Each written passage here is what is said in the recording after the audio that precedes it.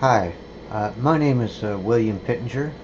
and I have another selected reading of the Constitution of the United States. George Washington handing you a pen to sign it, uh, and it says, "It's only keepers the people." Um, and this selected reading is out of Article 1, Section 8. And I would like to make a note before I continue, is that about 4 years ago, President Obama was correct when he stated that the Constitution was outlined in such a way that it controlled his power, that there was nothing he could do without the permission of Congress, the representation of the people. And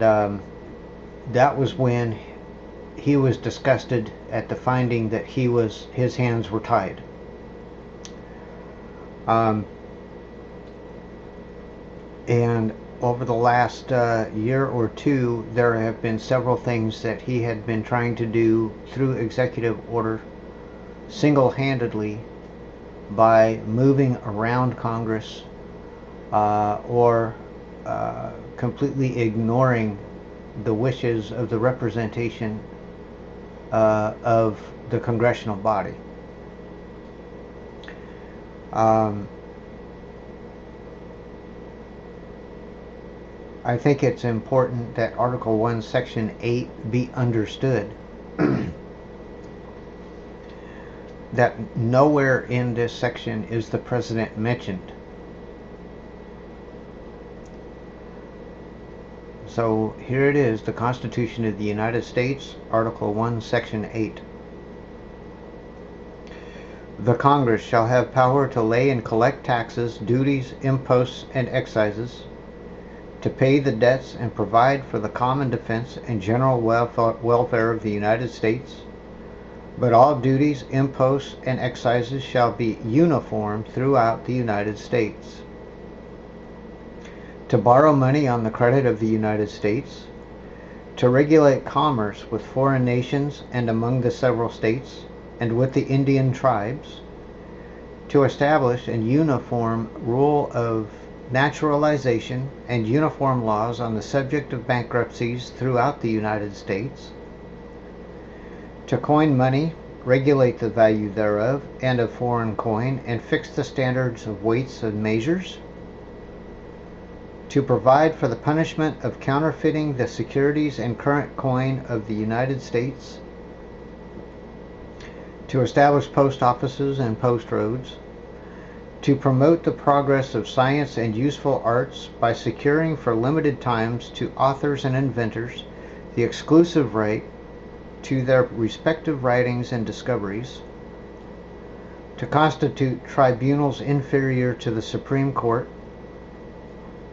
to define and punish piracies and felonies committed on the high seas and offenses against the law of nations, to declare war,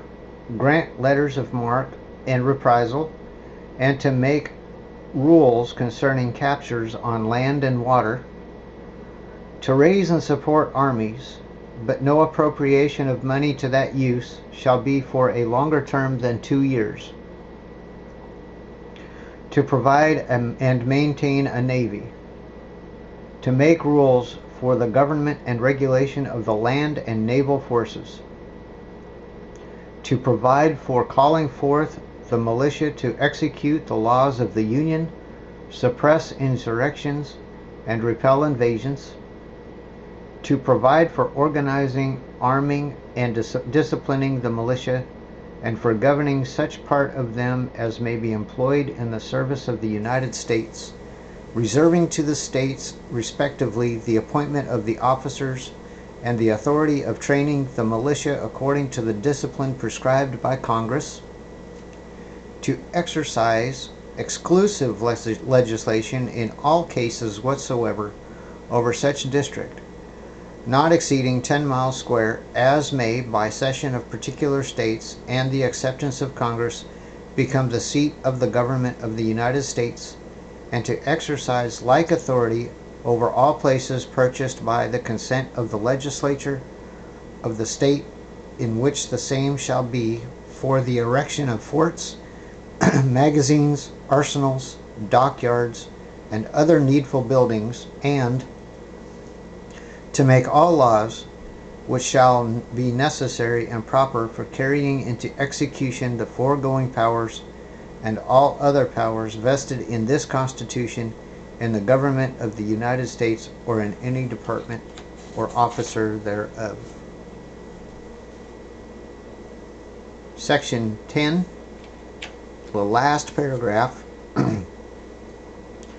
No state without consent of Congress shall lay any ton of tonnage, keep troops or ships of war in time of peace, enter into any agreement or compact with another state or the foreign power, or engage in war, unless actually invaded or in such imminent danger as will not admit of delay.